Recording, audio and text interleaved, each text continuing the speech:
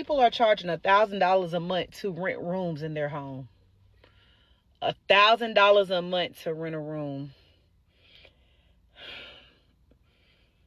Bro, what the we gonna do? The cost of living has gotten out of hand, and y'all buy a house, man. Everybody that I know that owns a house tells me don't buy no house. They hate that shit. Between property taxes going the up, insurance going the up, having to fix roofs. Is that what it is? Having to fix their roof and shit. Everybody I know that got a house tell me don't buy no house. They say at least you call a maintenance man. But dead ass, what the we gonna do about the rising cost of living? Because what you mean you charging people $1,000? You got 3 rooms in your house, you're charging them $1,000 for somebody to come live there. This shit is sad. Like, my son gonna be an adult in the next couple of years. He's gonna graduate from high school and be an adult. And this is the world he has to live in? The I guess I need... shit is weird. I feel what you're saying there, and I can feel the frustration. But in the same token, what are you going to do about your situation? What are you teaching your son? You see, no one is responsible for making sure you have affordable housing. And the affordable housing that is available, you don't want to live in it. We all can surmise why. Respectfully, ma'am, what you have to do is figure out a way to lower your expenses and increase your value to the marketplace. I'm doing YouTube videos. This is something that I started a couple of years ago. People laugh, but you have to do something other than complain. For all of those of you out there that think I'm being harsh, I'm not. This is called an honest reaction. People have become accustomed to smooth soliloquies, as one of my elders would say. A soft, pleasant answer that doesn't deal with the truth. So, not making this about you specifically, ma'am, but for anyone that has this mindset, it's very toxic for you because nothing stays the same. All of these social programs everybody wants and the money printing, your purchasing power is diminishing. Change your attitude and let that ganas that you have, let that motivation that you have, that anger, change it and move it in the right direction and get to work. Because that's what I'm doing. Let go. This spring is clearly a buyer's market, but that doesn't mean it's going to be easy for all buyers. And that's because mortgage rates are rising when we thought they'd be falling now. And concern over the economy is very real. The average rate on the 30-year fix jumped 10 more basis points this morning to 6.53%, according to Mortgage News Daily. Barely a month ago, it was dipping into the 5% range, but the war with Iran turned that around. Buyers are only in the driver's seat now because inventory is up and prices have flattened. Prices nationally were up just 0.7% year over year in January, according to Cotality. Compare that with last year when prices were still gaining by 3.5%. Now, for the week ending March 14th, active inventory was up 5.6% year over year, and that's according to Realtor.com.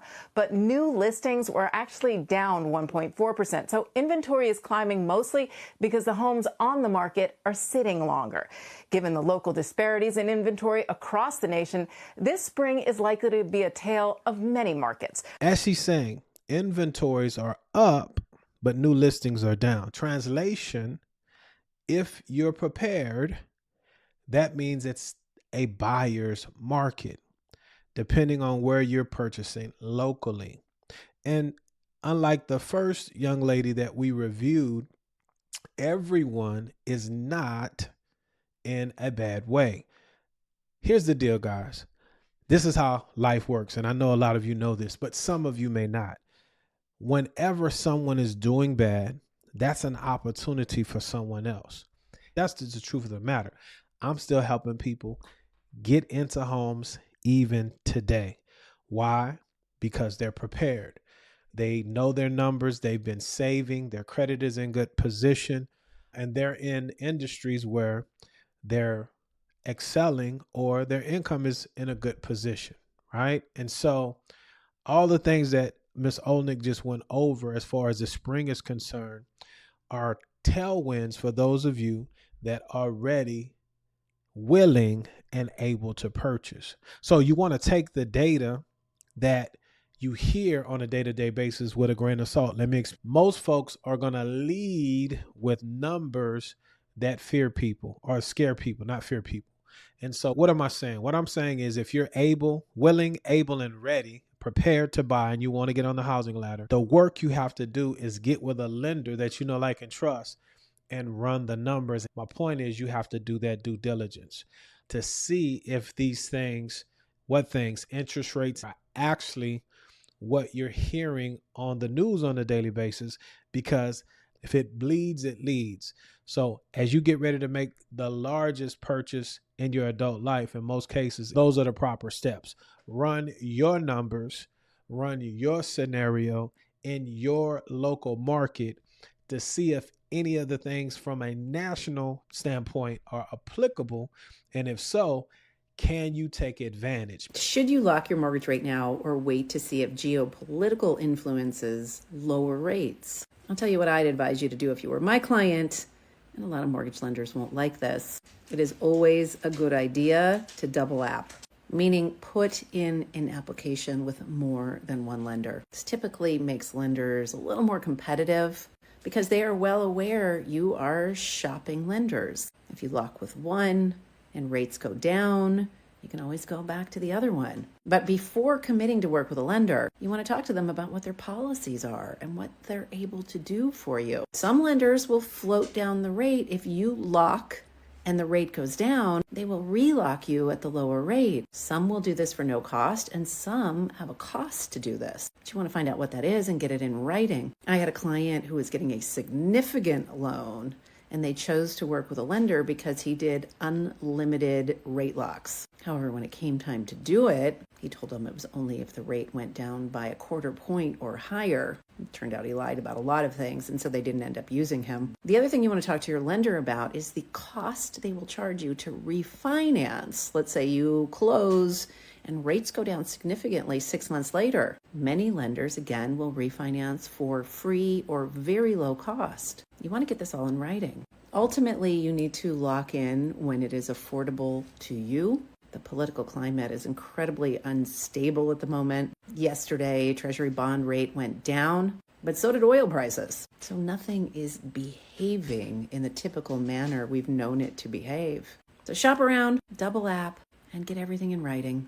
And congratulations on your new home purchase. Let's take them one by one. Applying with more than one lender. But here's the deal. You have to understand what an application is and a true pre-approval. More importantly, when you get a loan estimate or a fee sheet, you need to focus on comparing apples to apples, if you've ever heard of that term, because most lenders have a templatized fee sheet and the fees are very skinny, meaning the numbers that you're looking at are not accurate. Secondly, if you get a loan estimate, section A, or on a fee sheet, it's the very top section, those are the lender fees. That's all a lender really can be confident in as far as costs are concerned. When it comes to title and survey, if you have it, and escrow accounts and so on and so forth, those are specific to loan programs, title companies, and we don't dictate that, or third-party services. That's why we call it a loan estimate. That's the thing you have to understand. You have to compare apples to apples. So as an example, if you're getting an FHA loan, make sure it's FHA, 3.5% down. Make sure it's in the right county. I break down an actual real world estimate based upon taxes, a good guesstimation on insurance based on where the home is being purchased, because that's significant to give you a real world picture. The float down situation. Most float downs that you're going to see nowadays are with new construction or builders. And here's the deal, guys. Ain't nothing free. A lot of times, again, it's in these new home construction situations because they're trying to lock you in now, but the house may not be completed for another 6 months. So there's a strategy to that, but as she alluded to, there's a cost to it as well. And when the folks say it's free, the cost is in the interest rate. Remember, nothing's free. Whenever they tell you it's free, you really need to start looking. And to prove my point, what you can look at is the interest rate in the APR, the annual percentage rate, or the cost of the credit as a yearly rate. And if the interest rate and the APR are the same, then there's no cost. That's the way you know that there's no cost. So if the interest rate is 6.25 and the APR is 7.5, there's a lot of cost in there. You just don't understand. I digress. Lastly, refinance. This is a marketing thing. I'll refinance you for free. Either they made it on the front end when you bought the house, and then they know you're going to come back, and they'll make some fees. But when they say for free, right, it doesn't mean no money out of pocket to you.